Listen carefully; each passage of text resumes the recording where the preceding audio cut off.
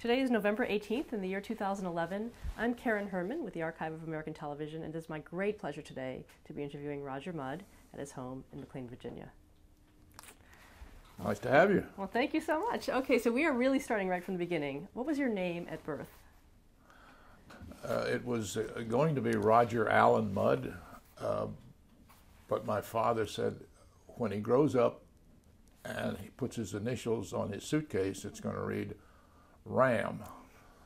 So they scrapped Allen and changed it to Harrison. So my middle name is Harrison, Roger Harrison Mudd. Harrison is from my mother's maiden name. When were you born? February 9th, 1928. And where? Washington, D.C.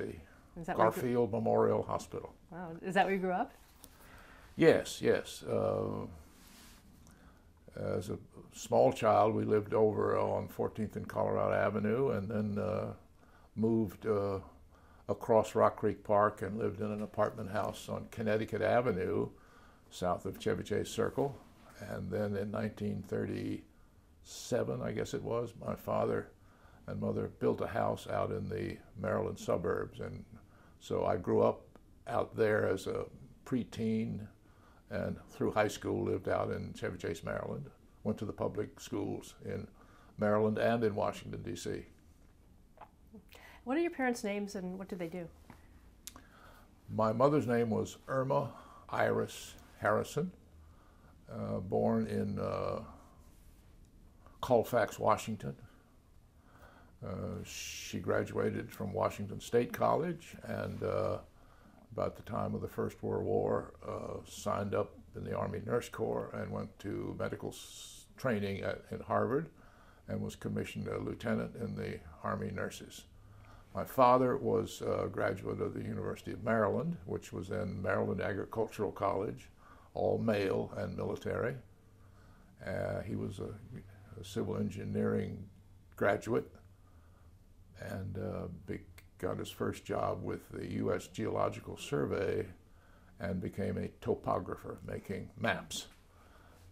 When the first war broke out, a bunch of these young topographers were commissioned as lieutenants and were sent overseas, assigned to military batteries as rangefinders, triangulating the range for the guns. And he was wounded during a shelling in France and came back as a wounded officer and was sent to Walter Reed Hospital, and his physiotherapist was Irma Iris Harrison.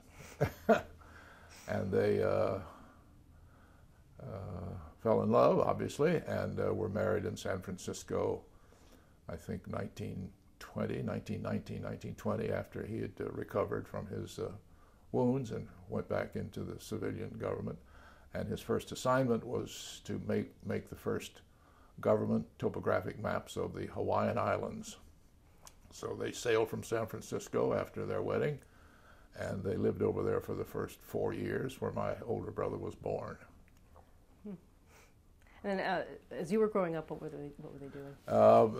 Then they came back to Washington after my brother John was born. Came back to Washington, and so in 1928 I was born, and I have no first-hand knowledge of Hawaii except a subsequent visit as I got older.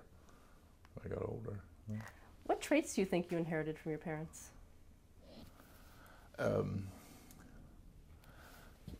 My father was a very dignified man. Not that I'm particularly dignified, but he was reserved. Did not like to talk about himself. Our family is connected with the Dr. Samuel Mudd of the Lincoln assassination, and my father just was unable to talk about it. Not that he was ashamed of it, he just did not want to toot his horn about who his relatives were. Very quiet, and I remember when he would laugh, I would see back in the back of his mouth, these gold teeth. I just loved to see him laugh because you got a little quick glimpse of his humor. My mother was a Westerner, a skeptic of the government, I think. I think the only president she thought knew what he was doing was probably Herbert Hoover. But funny. She had a robust sense of humor and loved to have my brother and his friends by the house. And after I'd gotten out of school, after graduate school, I was floundering, or foundering, I guess, either one, about what I wanted to do. And I came down one morning for breakfast, and I was eating my morning oatmeal, and I was really distraught because I didn't know which direction I wanted to take. And so she said, "Well, you've always liked dogs. Why don't you be a veterinarian?" And every time I think about it, I'm going to spit my oatmeal out. It was so funny. Why don't you be a veterinarian anyway? But we laughed about that for years. Now, growing up, what were your interests? Well, I was, during World War II, I got very interested in gardening. And we had, back then everybody had a little victory garden, and I had a little dinky victory garden, but it didn't produce much because it was a very shady garden, and it's about all you could grow were little runny tomatoes, because you could. But I got interested enough in flowers and propagating that I worked at a nursery as just an unpaid intern. And I remember the men who worked at the nursery were pickup truck boys. They were from out in the county, rough and tumble fellas. And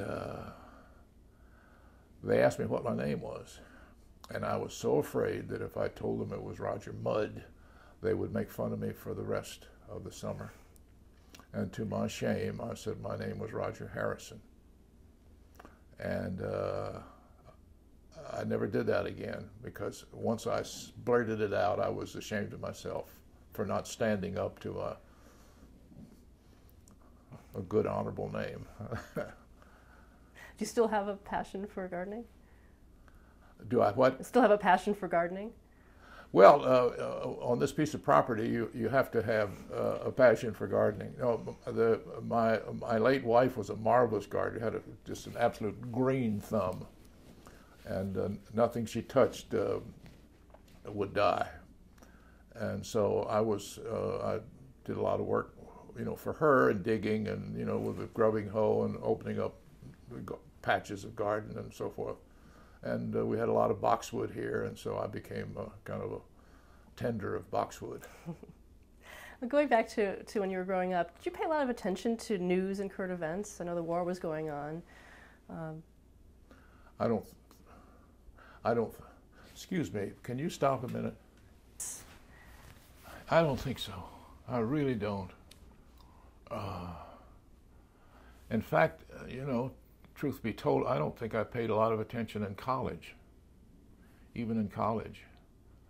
I remember names like Owen Lattimore, and this was in the late 40s, the 50s, and so McCarthy and so forth. But we didn't have television back then, in the fraternity house, and no, I really didn't. I'm ashamed to say, but so it wasn't until I got really interested in history, and then went off to graduate school and began to do a thesis about politics, that I got interested in news and politics and government and so forth. So up until that point, what did you want to do with your life? Well, be a veterinarian. Well, it wasn't, it wasn't clear. I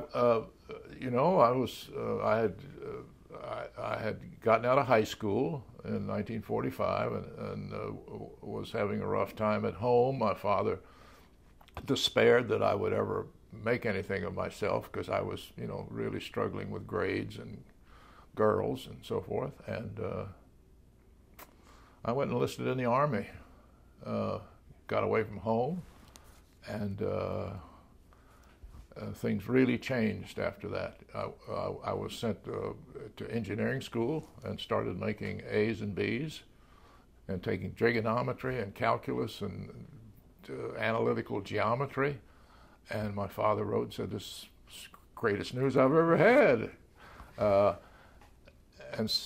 But just to get away from home meant a more disciplined life, and that was exactly what I needed.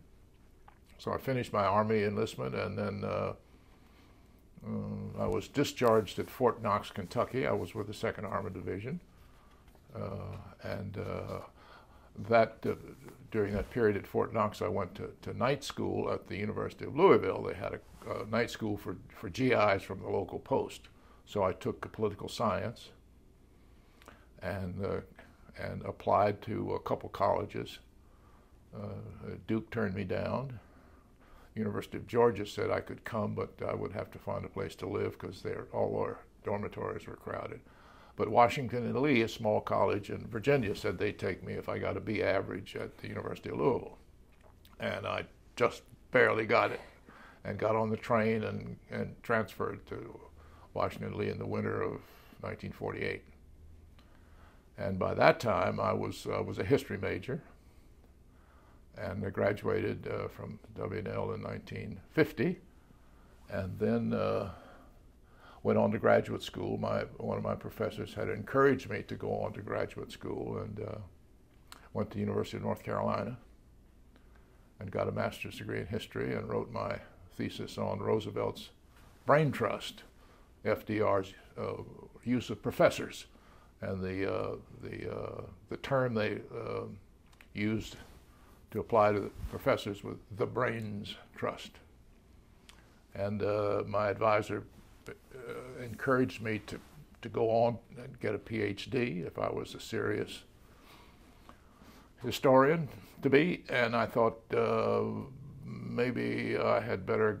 The source material for the master's thesis were the newspapers, because it was an attempt to show popular reaction to intellectuals in government, and I used the New York Times, the Washington Post, the Chicago Tribune, the Daily Worker, the old Boston Evening Transcript, and the Raleigh News and Observer. That was the spread of newspaper.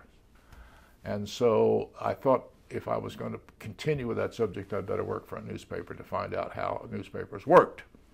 So I got a job with the evening paper in Richmond, Virginia, the Richmond News Leader, and then one thing led to another, and then I was a failure as a newspaper man.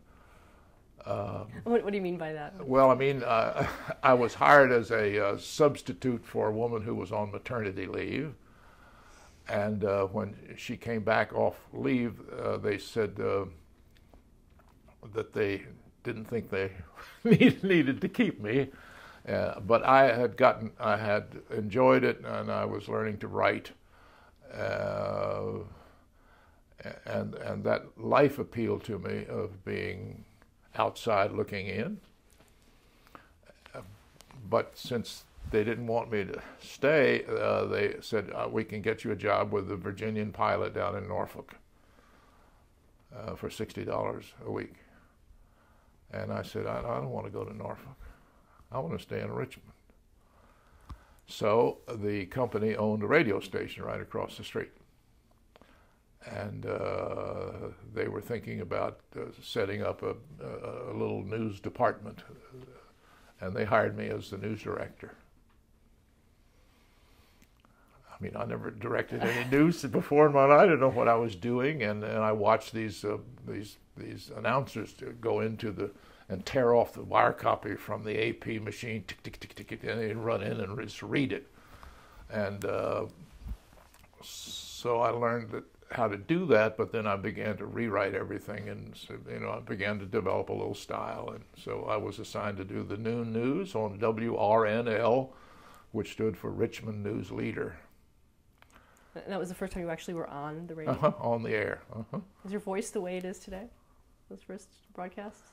I've heard tapes from my radio back then, and and it was fairly unanimated. It was kind of just flat, kind of monotone. And hearing it now, I wonder how anybody could stand to listen to this. But I remember one of the first times I was on the air doing the 12 o'clock news, Pope Pius had gotten really ill. And so the item was about his sickness. And to my horror, I heard myself saying, here's a bulletin from Rome. The condition of pipe pois has grown steadily worse, and they've summoned to the pipe's bedside a swish specialist. And I began to laugh. And back then it was a non-union shop, and you had on your desk a little cough box, and you could hit a switch to cut yourself off so you could clear your throat. Well, I didn't know which switch to hit. I hit the wrong switch. And so instead of cutting myself off, I left myself on. And so what you heard was just 10 seconds of laughter followed by 30 seconds of silence. Pipe pois. Did you get any feedback from that? Well, I think if the Catholic population of Richmond had been any bigger, I might have. But my station manager and boss kind of laughed about it, and they didn't. I was not punished. Now, how did you make the transition then from radio to television? Well, let's see. I'd done fairly well as a radio reporter in Richmond, and had gotten some awards and things, and then about this time my father died, so I wanted to come back up to Washington, and just to be to be with my freshly widowed mother. So I came back, got a job at the local CBS station in Washington, and began to do their 6 o'clock radio, and then occasionally would substitute and did reports, field reports with a camera. You taught yourself. And then I got good enough, I guess, at it that I was assigned to do the 11 o'clock news, the evening news, the SO report. And they had on the desk of the anchorman a sign that said SO. And I said, I'd love to do it, but I don't want that sign on the desk. I said, SO, I'm not reporting for SO. They may want the sign there, but you got to take it off. And so the news director, who was an old newspaper man, said, "Okay, we'll check it with." And SO agreed to remove it, which was surprising. But I felt very strongly about that, and that was so that was good. And so I was the evening news reporter for 3 or 4 years, and in the building on the second floor was the CBS, the network news bureau. So all the CBS guys downstairs, knew I was on the 11 o'clock, and I got a call from Howard K. Smith, who was the bureau chief, wanting to know would I be interested in coming to work for CBS. Oh, yes, I would be. Thank you very much, Mr. Smith. Do you know what he saw in you that he asked you? Well, I did a lot more than just reading the news. I was doing the 6 o'clock radio and writing that all myself, and it was a good, tough broadcast. And then I'd write a little end piece of something I was interested in. And during the day, I would be down at the White House covering Eisenhower, and on the Hill covering the D.C. And City Council and one thing or other. So I was an active reporter, not just a studio head, So I guess that was gave Smith an idea that I might, be material for the network. So it was Blair Clark, it seems to me, who was the president of the news division in New York, and it was he who called me to offer me a job. And he said, "We'll pay you $19,000 a year." Oh, yes, sir. So anyway, that's what I was. You know, I was the new man, and in the bureau back then there was, there was Lou Chiaffi, and there was Nancy Honchman was there, Howard K. Smith, Ted Church, Charles von Fremd, and Smith had indicated when he'd hired me that that I, after apprenticeship, might be assigned to the White House. And so after 6 months, I went in to see him. I said, "I mean, what do you think about?" He said, "Well, you're not going to the White House." "I'm not?" "No, we're going to send you to the Hill." The Hill? Oh, that was a dumping ground, I thought. But Wells Church, who'd been up there for some years, was retiring. So in must have been 62, I started to go up to the Hill. And it's, for a reporter, that's the best place in Washington to be. Because, I mean, you know, it's the State Department, they have this funny language they talk, you know, and fruitful meeting was had by all that kind of stuff. And the White House, it's all kind of spoon-fed. But the Hill is just, you know, there's stories everywhere. Guys dying to give you stories. So it was open season up there. And, you know, it was, so I'm glad I went. Glad I went. Now, what was in terms of CBS at the time? I think you started network in '61. I think. Yeah, 61. Right? What was the cachet of CBS News at the time? Well, that was. I'm just get the date straight. CBS at the time was a 15-minute. The CBS Evening News was a 15-minute broadcast anchored by Douglas Edwards. And Washington's presence on that broadcast was minimal.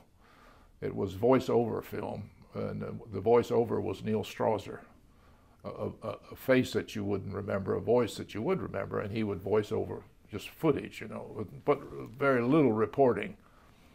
But in '62, Cronkite was hired, and we went to 30 minutes. And it seems to me that it went to 30 minutes, I think, in '61, because I remember President Kennedy sat down and did an interview, maybe it was 1962, sat down and did an interview with Cronkite to inaugurate the first 30-minute broadcast. Well, within a month or two, the other two networks were 30 minutes, but we began. But still, our major competition was Huntley Brinkley. So we were always in second place because of their popularity. And but Cronkite came, an old wire service man, and Cronkite believed that what you do is you assign a man to a beat or a woman, and you leave him there and give them time to learn the beat. And then you give them time to get on the air with the stories that they know how to report. So there was Marvin Kalb at the State Department. There was Bob Schieffer at the Pentagon. There was George Herman, Bob Pierpoint, Dan Rather at the White House. There was Fred Graham at the court. I was on the Hill and with Bruce Morton. And so because we got on the air a lot, when we'd call, people would answer our phone because they would know, you know, we were serious about it. Over at NBC, as popular as Huntley Brinkley was, because Brinkley was the dominant Washington figure, he took a lot of the stories away from the beat reporters because he wanted to, you know, put his own little spin on, you know, on how silly Congress was, or, you know, he was very funny about it. But the beat reporters over there didn't get on the air as much, and slowly the Washington Bureau of the News of CBS began to take on an importance, and Cronkite believed that the Washington Bureau was an important cog, so our presence and importance began to increase, and I think it seems to me by, it was maybe 64 64, 65, we finally pushed ahead of Huntley Brinkley. Was there a lot of competition between you guys in terms of within the bureau? Within the bureau, yeah, to get your stories on the air. Well, yeah. I mean, the feather in your cap was to be on the Cronkite Show. The morning news was one thing, and the 12:24 news was another. But to be on the Cronkite Show was the competition. And I remember when Bob Schieffer came, he was very hardworking and very adaptable, and had made the Pentagon into a splendid beat because he covered it like it was the police department. But we all wanted to be on the air somewhere. I can remember in the bureau itself, there was a front row, and there was Kalb, Rather, Shore, Dan Shore, Mudd, and Herman. That was the front row. Then there was a back row, and Bob Schieffer and Bruce Morton and David Shoemaker were in the back row. Well, I remember one night the Cronkite Show had told Bob Schieffer 3 nights in a row that they weren't going to use his story. And I heard him back there kicking a metal wastebasket across the room. He was so mad. So I got on the phone and called him on his cell phone, on his extension. We didn't have cell phones. And I said, "Mr. Schaefer, this is Bobby Alejandro calling from Tupelo, Mississippi. I haven't seen you on air lately. I just wondered if you've been ill." And then I hung up, and I got away with it 2 or 3 times, and then he found out who it was. Well, he took a joke well. Was there a lot of that kind of prankster? Oh yeah, thing? Yeah. But what we would do on the big shelf there in the bureau, there were the 3 monitors from the 3 networks, and at 6:30, we would all gather around to see what the competition was doing. And I remember on Bob's first night on the Cronkite Show, he mispronounced a word, or gave it a funny Texas, and we all hooted at him. But after it was over, we all gave him a round of applause because this was a big thing for him and a big thing for anybody to be on the Cronkite Show for the first time. But the competition was between the State Department and the White House, between the White House and the Congress. Always competition as to whom did the story belong. So it was, it was lively. It wasn't ugly, but it was intense. Sure, it was intense. Who was the final arbiter of where a story would go? Well, it would have been, it would have been the New York producers. Would be Sandy Sokolow was the right-hand man for Walter Cronkite. But Cronkite could kill a story, but rarely did. He killed one of my stories, and it was when Ronald Reagan was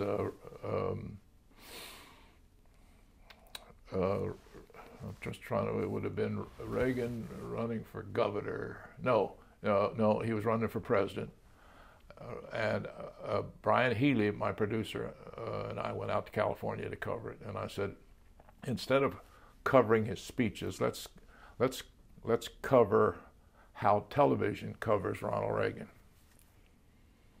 And so we covered the speech he gave to the Los Angeles Police Department, or Police Chiefs Society of California, and it's an old Law and Order speech that he'd given 100 times before. But in the context of Reagan and the police chiefs and Law and Order, all the networks used a chunk of it. He didn't make any kind of news at all, but he was seen all over the country. The local stations ran 4 or 5 minutes of it. So I wrote a piece about that, and Cronkite killed it. You know why? he said that this was after the famous Spiro Agnew speech, in which he accused the networks of having the nattering nabobs of negativism, and Cronkite said that he just thought that under those circumstances we ought not be doing critical pieces about CBS. And so I said, you know, CBS is a grown-up company. We ought to be able to do critical pieces about our own business. But it was one of the men in the office leaked it to the New York Times, and here it came the next morning.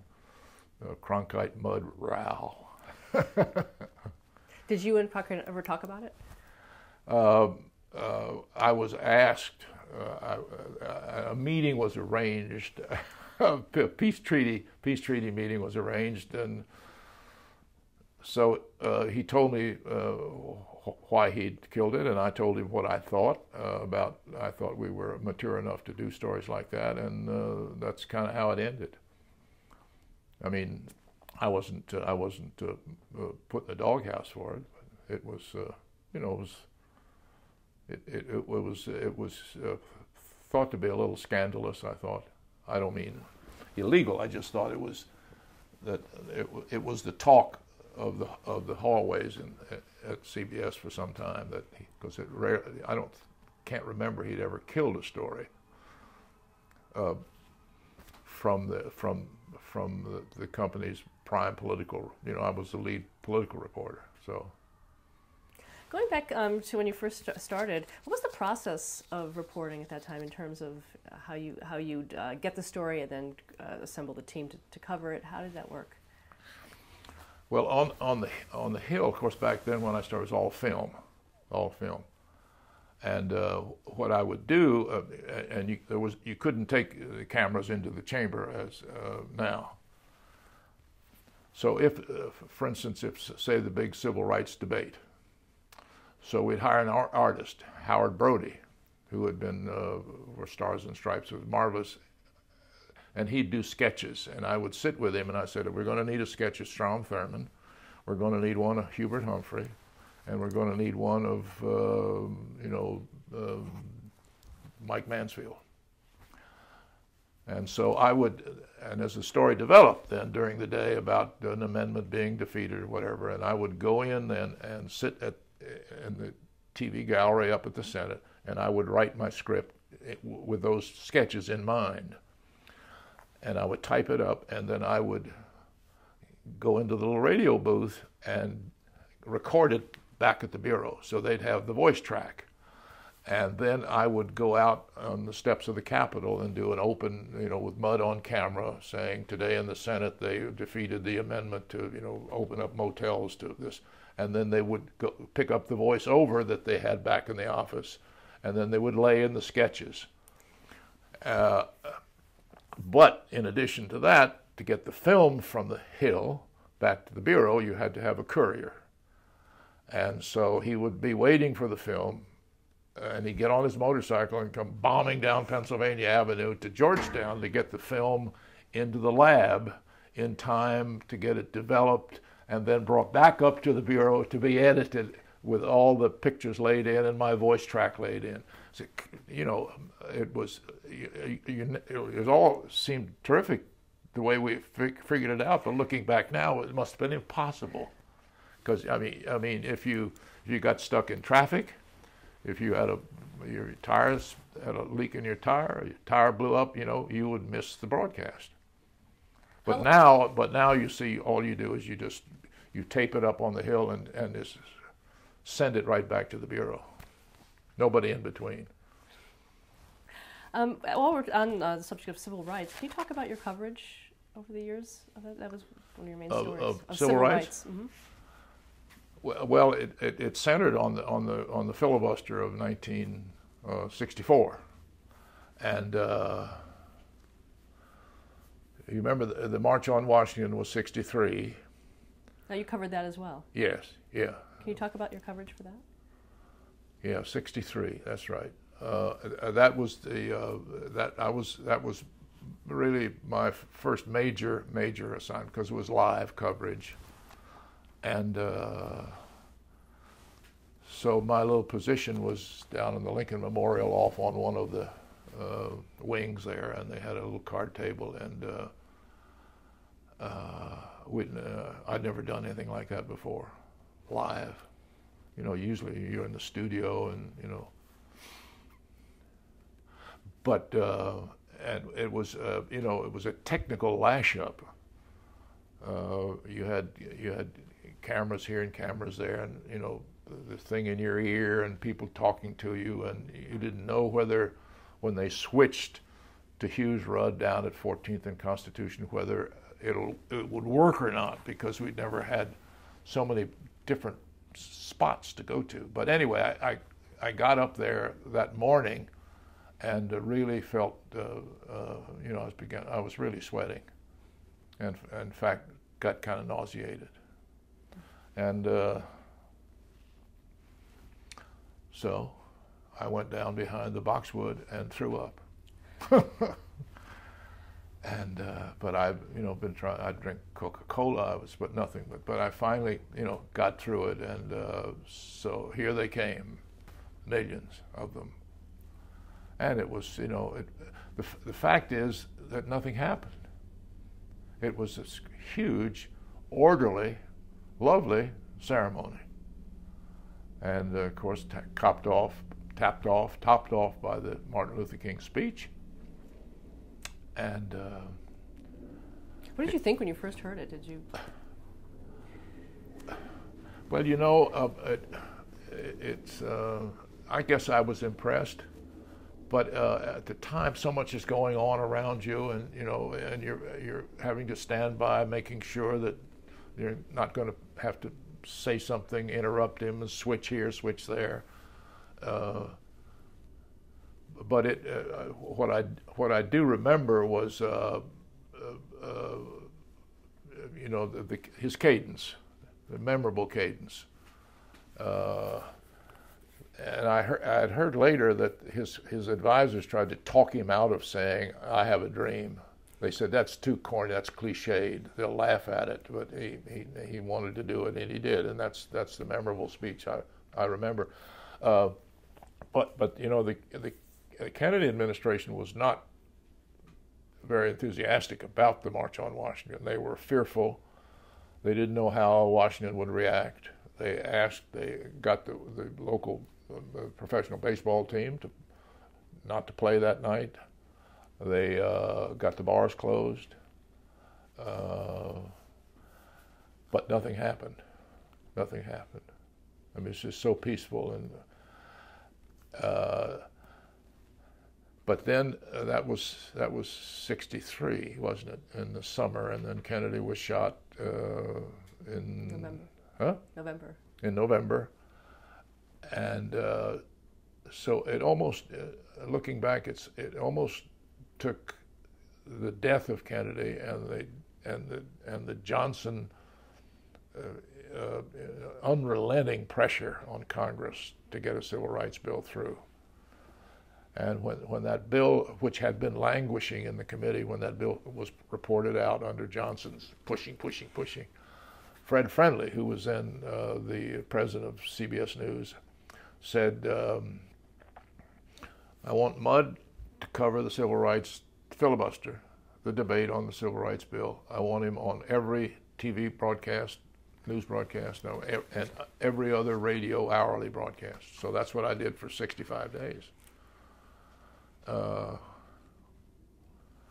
And it was, I must say, it was for me a period of intense education about how the Senate worked and the relationship between the senators and their staff, between the pressures on congressmen and senators from the home, the vanity of some senators, the distrust that most of the Southerners had for me as a representative of this big bad liberal network. How did that manifest itself? How did you know that? Well, simply because when we began, and I would call over to this, ask for call a press secretary for, say, Stennis of Mississippi or Russell of Georgia, you'd get kind of a frosty reception. And but they began to watch, and I never went on the air with, say, Hubert Humphrey unless I had Richard Russell also, you know. So it was, you know, made a special attempt, and it was a balanced account. And so they learned that we were there to do a fair job. And after, you know, a couple of weeks, I would begin to get phone calls from Russell's press secretary or Eastland's press secretary saying, "Oh, by the way, Raj, the senator is going to have a speech this afternoon. Thought you might want to talk to him about it." So they took us seriously, and you know, I think we did a creditable job, and it was established. We became established as a, you know, serious coverer of the news. Were there any rules for the coverage? You mean imposed by the Congress? Imposed by the Senate? No, imposed by CBS. No, no rules. Other than they wanted a fresh piece. You know, I would. The morning news back then was, I think, at 10 o'clock in the morning, and Mike Wallace was the host. Then there was a 12:24, a little 5-minute newscast. Then there was a 3:25, 5 minutes, and then there was Cronkite at 6:30, and then in between every other hour was a radio piece I was writing. And then I would do for the O&Os, the owned and operated stations, I would do something for the 11 o'clock. And then I would do a World News Roundup radio for the next morning and overnight. So I was, you know, I was writing my head off. Did you think it would last that long? Yeah, I figured, yeah. You know, it was, I think it was 63 days or 62 days. Yeah, it was. But it became after a couple of weeks, the tourists began to gather out where I would come to do my stand-ups, and I was kind of a stop on the tourist tour. They'd come by, and they were all very nice. The tourists were all nobody ever tried to yell while I was on the air, and nobody ever tried to get in the picture, you know, and wave or anything. They just were there because they'd seen me, and I always came out and said, you know, we're going to be on the air in a minute. It'd be great if, you know, when you get the signal, just listen and not yell anything, and nobody ever did. Yeah. Wow. How do you think that coverage, the CBS coverage of the civil rights movement, actually influenced the American public? Well, I think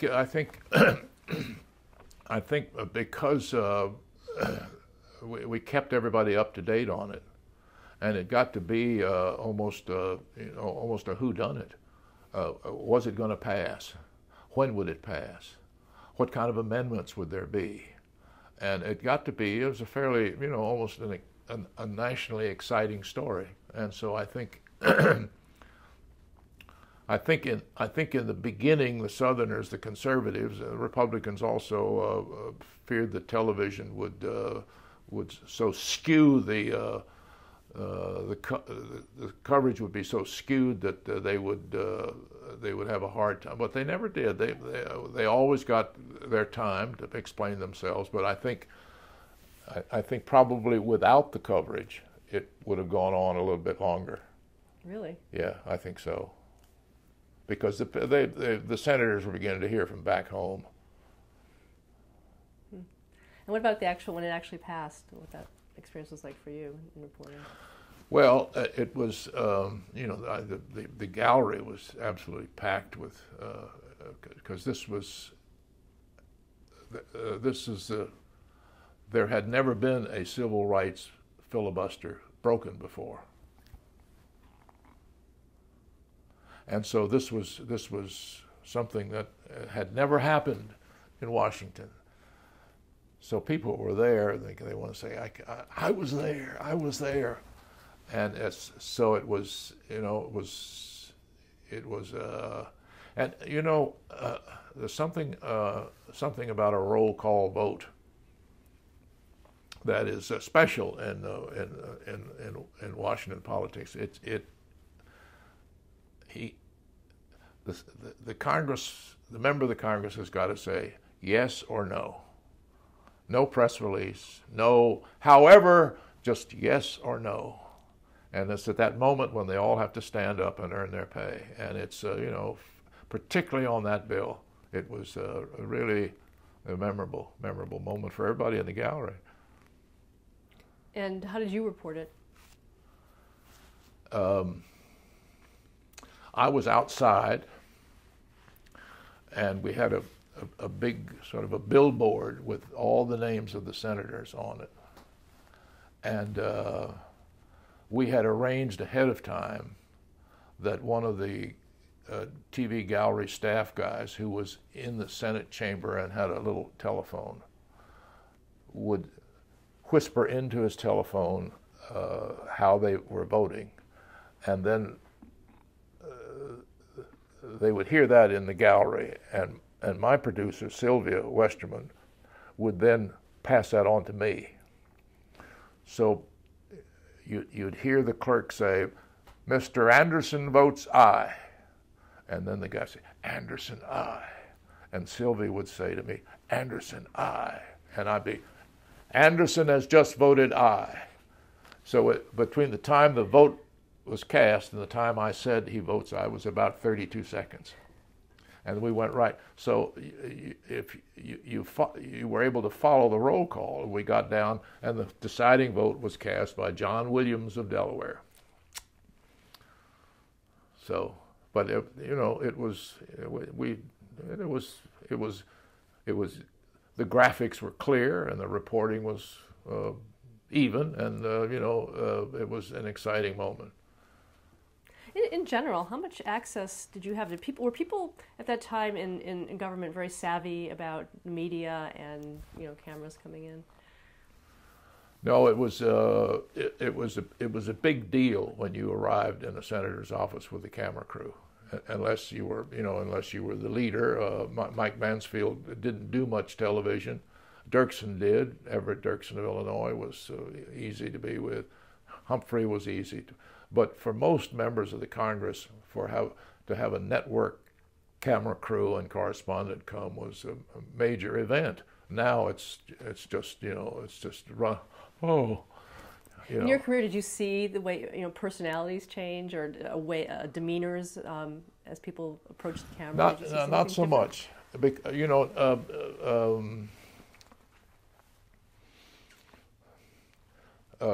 Because we didn't have cameras in the chamber, they knew they weren't being recorded, and so I think that sort of remained. I had hoped that, or I assumed that once television was allowed in the Senate and then in the House, that the networks would use big chunks of the debate. It never happened. So the reporting, the television reporters, instead of being out in the gallery looking down at the floor at the what was going on, would stay up and watch it on the monitors. So the reporting lost some immediacy, because unless you're in the gallery looking down at the Senate floor, you're seeing who's whispering to whom and who's going off in the back room to those little deals are shaping up. You miss all that, and it was about at that time. This is now into the late 70s, early 80s, that with the competition sharpening between the networks, that they began to tire on Washington coverage. They didn't want any more hearings about black lung disease, endless hearing. Go out to West Virginia and go into the mine, and we'll do our story out there. And over those years in this 80s, the Washington coverage was regarded as just another talking head. So I always regretted that. And so I don't think television is. I don't think television itself has made full and helpful use of its access to the government, to the legislature. Yeah, did you, in the 70s, did you say anything about it to the powers that be, saying that, you know, you're not covering this? Well, you'd raise hell about it, sure you would, and you'd complain about it. And but you know, when you're a bureau and your office is in New York, you know, we had a very strong bureau chief, Bill Small, and he argued, you know, as hard as he could and as long as he could for Washington coverage. But things were shifting. And, you know, we all complained about it. And sometimes we'd win some, but the tendency was less and less Washington coverage. I want to go back to the Kennedy assassination and the coverage of that. To the assassination? Of John F. Kennedy. Yeah. Now, where were you and what did you report? I was having lunch in the Senate. The Senate dining room has a press table. And we were, it was, 12:30, 1:45, something like that. And somebody ran by and yelled in, Kennedy's been shot. And everybody leapt up and, you know, went to their phones. And the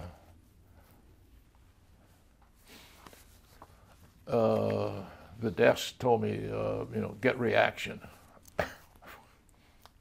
So I went down to the what's known as the marble room, which is as an anteroom behind the Senate chamber, because I knew that the Senate went into immediate recess, which meant that you could go down into that marble room. And I went down there, and there, gathered around the AP ticker, was 5 or 6 senators and Richard Russell of Georgia. And as the copy was coming out of the machine, he was reading it out loud to these senators.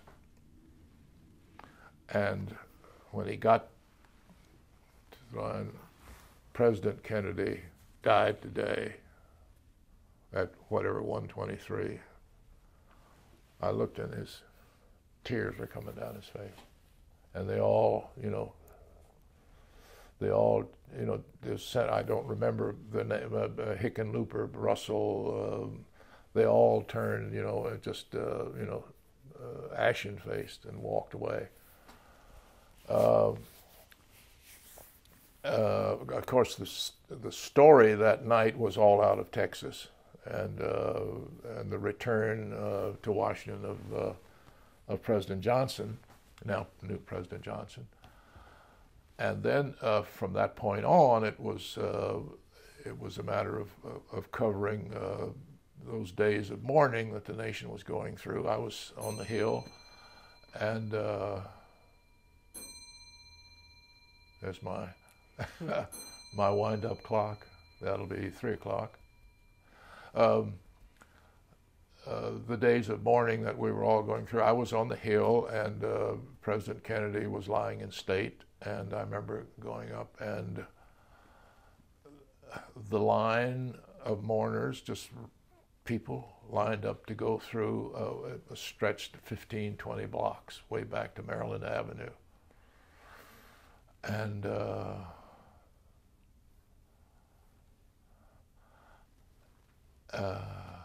I remember, it seems to me that in the middle of that line was Jersey Joe Walcott, a prize fighter whose time had passed, and he had come all the way down from New Jersey just to be in line.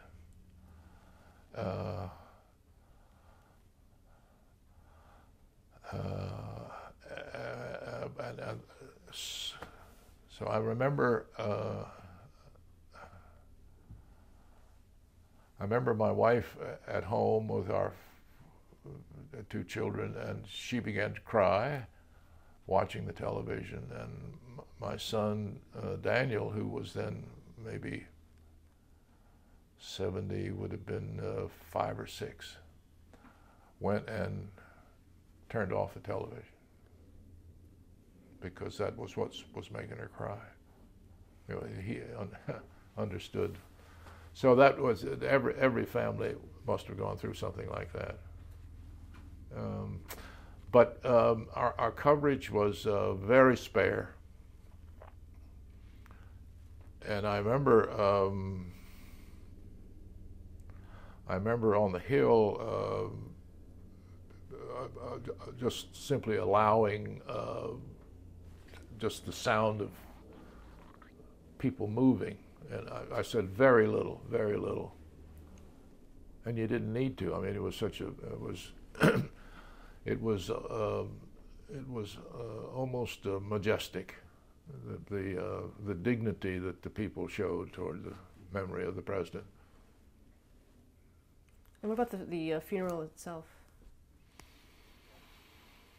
Yeah, I'm just trying to.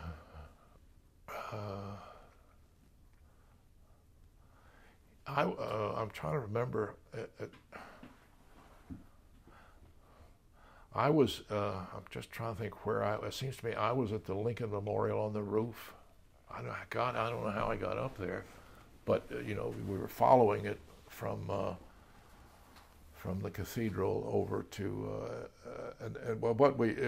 we would pass it from one correspondent to another, and I remember I was on the Hill and then went down to the memorial and did my thing there, and then passed it over. I think Bill Leonard took it across the bridge, and then it was over the next reporter. So I was that was about the end of my coverage.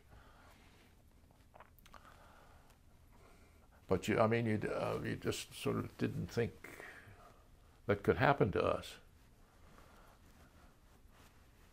I mean, it was, nobody had ever, when was the last president was McKinley, was it? Who was assassinated? Garfield and McKinley. Was it McKinley? McKinley was assassinated, was he not? Yes, McKinley. So this is 65 years.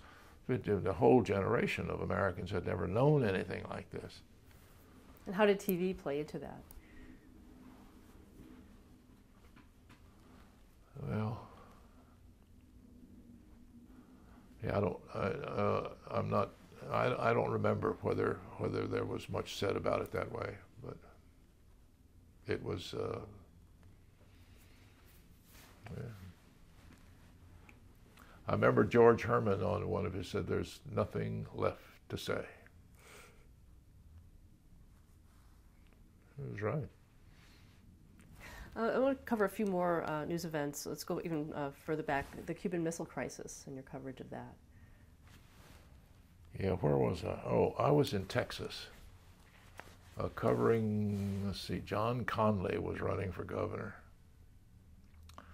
And Hughes Rudd and I were assigned to go down, and he was doing radio, and I was doing television. And we were in, where were we? McAllen, Texas, right on the border. Right across the Rio Grande was Reynosa. And we crossed over and went over to Mexico to, have some Mexican food, one thing and another, and we got back, I got back, and that morning, my phone rang in my hotel room and said, "Get to Washington." Why? We're going to go to war. Why? Well, it's get up here.